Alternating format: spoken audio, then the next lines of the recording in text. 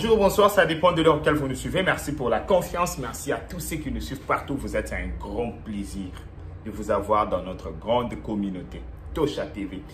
Merci Bandeko Nyoso, Bisika Nyoso Bozali, na France, na Belgique, na Angleterre, na Canada, na États-Unis, partout Bolanda Biso, Mbote na Bino, Angola surtout, Bato Angola, Bondia, Bato Afrique du Sud, Zambie, Bato Nyoso Bana Congo, Wana Boyebi Kezali, Patrie, ya Lokumu, Mbote na Bino Bandeko, na Kutani Isu na Bino na Angola Nzambe, Pona Osola Maambwa Congo Bandeko. Lelo Tozali le 5 juillet 2025. Le 5 juillet 2025, tola lindengeni ni pe tola mukindengeni. Boyebi ke awa wande ba pesa abino ba benga ngo makambo ezilekani. Donc oyeba na mukuse na 10 minutes pamba. Ni edekana ki lobby na oyezo lekana lelo na ndambo ya journée ezalaka.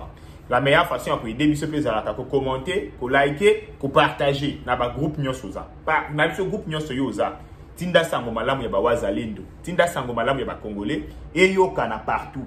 Et ozala eloko malamu bandeko. Lelo vraiment tozala plus accès na discours ya Kagame.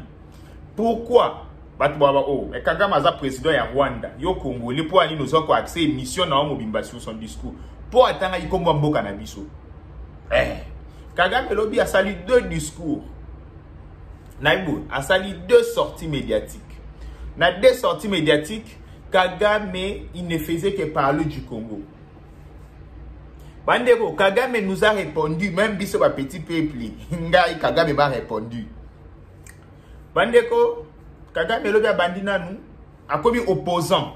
Kagame a continué en opposition congolaise. Azako réclamé la vérité des urnes. Alobi Tshisekedi a gagné qui l'élection en 2018. Kabila topé qui ça qui est, tu ça qui est. Kocha ete Kabila kanisa kazo sala good deal. Alors ça là, copie bien. Loko a sous-estimé Tshisekedi. Mais au moni Kabila abenga Tshisekedi a PC a signé a comme président. Donc Tshisekedi a gagné l'élection té. Même deuxième mandat na ye ezali légalité parce que a gagné qui a voté opposition bazala qui d'accord té. Nani azolo ba makambo wana muto abetaka 99% ya ba voix. Muto yo soka o meki ko s'opposer na ye. Bandeko. Yana une dame a mekaka ko s'opposer na Kagame lobi nango ba kanga fi wana soki ba séquestrer ba fanisa na kiti bo ba déshabiller mama wana. Ba kangie ba photo ba chango sur internet. Oh, ba photo na ye ya son bilamba ebimi moyens à la candidat ezate. Tala sort ba réservé na ba opposant. Moko ba uchoka te kokota ye awa kovo. Azaki peka opposante ya Kagame kalata ba utoka te kokota ebino nyoso bomona ki aba oki nayi vrai kovo bakangie ba na prison mais mutu wana mutu wa pesa biso leçon morale nyoso faute na yete biso bizengi na biboy Kagame ozana raison biso nde to bizengi pourquoi parce que toyeba ko protéger ba oya biso te toyeba te ko ça la différence entre la guerre interne na la guerre externe. Toyeba ko sala yango te. Biso nde to amaelite. Faute na biso. Kagame uza na raison. Biso nde bato zaka parce que na lingaka mutu ya Félix Antoine Tshisekedi te. Parce que asepelisa kanga ite. Même ata contre bato libanda na ofungu la porte ba attaquer. Faute za ya biso. Bandeko Kagame asuki wana te. Kagame ayeko zongela guerre ya Goma. Bataille ya Goma, pardon. Abina bataille ya Goma. Bomone loko to sali bango, bandeko. Na arrogance nyoso. Abiboy. Na arrogance nyoso. Abi moni mam to sali na Goma. So ba meki disusu to bandela ngo. Et tout oyo, muto hotele misabiso ozate. Question na simple. Ba o ba yoka ki Kagame lobi. Ba o ba landi lobi. Mais bah, il y a des qui non, M23, ils ont un congolais, boyebo. Ce qui m'a étonné, il y a dans d'autres émissions, moi, au Bandeko. Ma écouté une vidéo. Dans une vidéo, il y a une sénatrice, Azo Mikolo, Yemuto Azo, Ganga chaque jour. Ex-sénatrice, ancienne, pardon, Francine Mouyumba. La dame, Abala, jeune Moko Patrick Kanga, c'est un homme, je ne connais pas son âge. Hein. Patrick Kanga, c'est qui conseiller à Kabila à l'époque. bango mibale de batu bazako défendre Rwanda na biso so bango ba défendre Rwanda misisa mutu awo ezobima. Mais na kutani na vidéo ni mo ya kala mobali ya ye Francine Muyumba na kala tangu eyindela ka bango bakenda ka peti Obama kotela ka bango mutu ba ofinga biso ketoke ko kemonde la paix na États-Unis. Pourquoi États-Unis doit intervenir? Là c'est eux couple na bango mutu ba ko finga biso que non, pourquoi les États-Unis doivent intervenir dans le problème na biso yoke lok mobali ya ndeko loba. Ce discours, en fait, cette position des États-Unis sur la question de la crise dans l'Est du pays, qu'est-ce que ça signifie précisément? Ben, ça signifie simplement que les États-Unis ne veulent pas continuer de demeurer dans une certaine nébuleuse forme de soutien à Kigali par rapport à ce qui se passe à l'Est du pays. Les États-Unis veulent marquer d'un point sa désapprobation avec le soutien de Kigali par rapport à ces factions rebelles qui causent la désolation à l'est du pays. Alors, est-ce que c'est pas là une façon pour les États-Unis de noyer les poissons? Parce qu'on le sait depuis longtemps, le Rwanda a toujours été choyé par les États-Unis. C'est pas une façon de détourner l'attention des Congolais? Mais écoutez, ce n'est pas depuis toujours que le Rwanda a été, je ne sais pas dire s'il faut employer le mot choyé, ce n'est pas depuis toujours que le Rwanda a eu des relations assez approfondies avec les États-Unis. C'est depuis une certaine période. Et aujourd'hui, il est étalé à la place publique de plus en plus les acteurs qui ont eu à faire que cette relation puisse être entretenue à ce niveau-là. Et aujourd'hui, il se fait de plus en plus connaître au grand jour qu'il y a eu des personnalités américaines qui ont eu des relations très personnelles avec Kigali et qu'ils ont fait usage de ces relations-là pour avoir des positions assez subjectivistes par rapport à certaines situations à l'est du pays. Mais je crois que le président Barack Obama, au cours de son second mandat, veut enrayer définitivement ce problème et couper ce lien assez cynique qu'a eu Washington avec certaines choses qui se sont passées en RDC qui ne sont pas de nature à favoriser la stabilité dans la sous-région. Alors, Boyoki. Mais ici, non, il y a une métamorphose ou un c'est, tu vois un peu, il y a comprendre et ça la façon ni baza ko se métamorphoser. Donc façon ni mutozo longwa de c'est le Rwanda qui nous agresse, ce sont les Rwandais à fingi Rwanda, à attaquer Rwanda, lobby parce que la tête de Tshisekedi ne lui plaît pas. Parce que le Balouba fait mal. Parce qu'il n'aime pas les Balouba. Parce que il veut être le pouvoir, ce qui n'est mais il est prêt, il y a qu'au troquer même. Kibo motonaye. Aza prêt, il n'a pas que prêt, il y a qu'au troquer même dignité naye. Pour qu'elle soit raison. Na bon amana. Mbandi. Et puis ba français ba tout non. So ba bandi ko lo français. Oh. Na biso que so ka bandi ko lo bana. Et puis a lo ba on a même énergie. Vous voyez le Rwandais, les États-Unis d'Amérique, à c'est quoi ça, ces comportements? Mais, Lélo, Bango Moutouba, vous défendre que M23, ils allaient aspiration, il y a peuple congolais, Bazako acquisé M23 à tort. Mais, Awa Mobalu Aoluba, Patrick Kanga, c'est jeune. Azala qui conseillait à Kabila à l'époque. Awa Zoloba, M23 est composé na Makenga na Bisimwa. Lelo M23 est composé na Makenga na Bisimwa. Mais na comporte quand est-ce que Makenga na Bisimwa ba comme une aspiration à peuple congolais. En fait, quand ba biamungu oyoyo pe azalaki na M23. Bandeko, ce qui a ba changer qui est, je pouvais comprendre, je pouvais dire bah on a raison parce que vous voyez, avant, Ezalaki Christian, Ezalaki Chantal, Ezalaki John, Lelo est commis peut-être Patrick, est commis peut-être Nani Nani. Mais même Batou, même Bilongi. Mais Lelo, ma première aspiration à peuple congolais. Quand ils étaient au pouvoir, ezalaki ba Rwandais mutu bandai ko sala ko tirer ba ficelle ezalaki boye boye bato aboyende bwana posa ngana respecter mbandiko bato abonde bwana posa ngana respecter les gens qui sont prêts capables na 12 heures ba attaquer cause mort par exemple ba fingi mutu moko ba lobi na 13 heures parce que intérêt tel échangé il y a la même énergie bandeko ce qui m'étonne les énergie au ba obimisa na ebité bazwa ngo wapi ba ngana obenga Patrick Kanga me ko expliquer nga énergie o ya ozwa ngo wapi il faut expliquer nga pena ke luka parce que ba tu comment zo défendre makambo misisa a aux hôtels comment ils font ça mais même les logo ba bundisa ki ici c'est pour vous dire que en revenant à Mambo Kagame lobby Kagame nous a défiés et ici je demande aussi à Tshisekedi dans le gouvernement dans un entourage naïe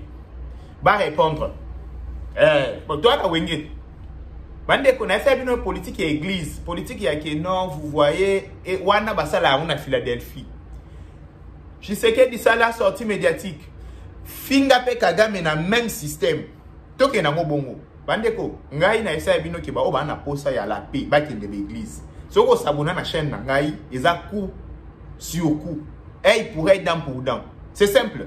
Nazo Senga Félix Antoine Tshisekedi, président de la République, yo pesa la sortie médiatique. Finga Kagame correctement. Tomi place moko. Parce que nous, on a tellement respecté les Rwandais que les Rwandais ne nous respectent pas. Oui. Bandeko, ba Congolais a tenu comme ça la face mort que non, nous on respecte le règle, nous sommes cool, nous sommes comme ça, nous. Papa, Tozana Tamwa Bitumba. Ici, on a la communication et le gouvernement. Makambo bobati kakate ba répondre à Monica Ande Kagame stilisa ikoloba Patrick Mouya Yoleki au répondre correctement. Parce que ça c'est blaguer avec les gens. Kagame a révélé Mambo Doha Abi Doha alinga ki ko kendete ba forcer ya ko forcer à rejoindre nga. Ben ça binoki. Même Kolongwa Goma Kagame alingi Kolongwa te. Même Kolongwa Bukavu alingi te. Bako forcé à forcer. C'est simple. C'est simple, bandiko. Parce que, non, on a nzela nini non peut laisser, ni bali le quoi biso en face, les Rwandais, bien sûr.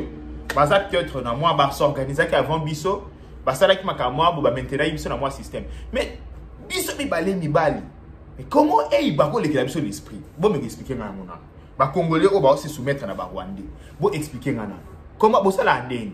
Que moninga na mobali abado dicter quoi faire et puis chez yo ya lo wa lilo o fani na parler na yo na ye OK bonjour ya bonjour na ko OK moi si na abandola sous la chambre été abima bon moi na o abandola na 12h qui es-tu ozanani o uti wapi na ko matalo wa irité na galiga avec ozanani o uti wapi kombo na yo nani qui t'a dirigé vers moi question wana to ko tu na ba Rwandais. Question wana to gotu na ba kwandete. Je pense que politique ya ki bonsantu ya bonzambe esila. Wana na osinga ngo chef de l'état. Politique na ba congolais nyonso politique ya respect. Ba respecter muto yo a respecter. Muto a respecter binoté. Bandeko bo accorda ba mo respect ta mukete. Ba moni si ba français ba baké, le respect est réciproque. Nous on n'a jamais créer peut-être tort mort na Rwanda. Oya yebia comme na commentaire que non okosi na 1910 na 1960 na 2000 ba Congolais ba kotaka Rwanda ba bomaka di Rwandais kaka événement moko aloba.